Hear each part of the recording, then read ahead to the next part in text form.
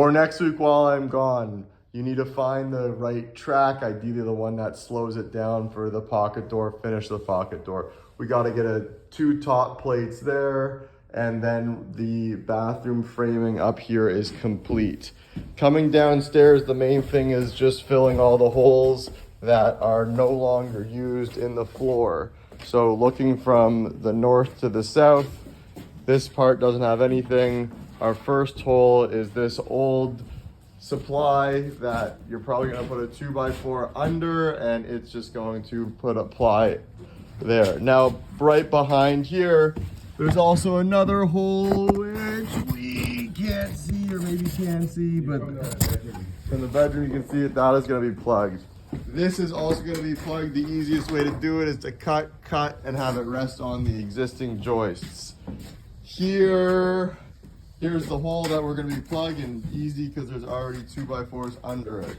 One thing we did not discuss yet is along our double ledger here, we need a strip of 3/4 ply. Okay. To bring it up to this exact, as well as here, fill in this hole with 3/4 ply, okay. Then they'll nose over it. Okay. Nothing in the bathroom right now. We're also gonna we're not doing this we're just doing it to be overkill, but the 4 ply here right next to the stack, we are going to leave it because there's a stud here. If you want, if there's extra, no, we can't leave it because there's a stud here, but also go in line from the 4 ply and just add 1 stud that's across. Now, where we look at where the triple lies, which is at the edge of the stair landing, we can't get in here because it's closed and I don't want to deal with it, but we can get in here. So again, you'll just line it up, find the triple through the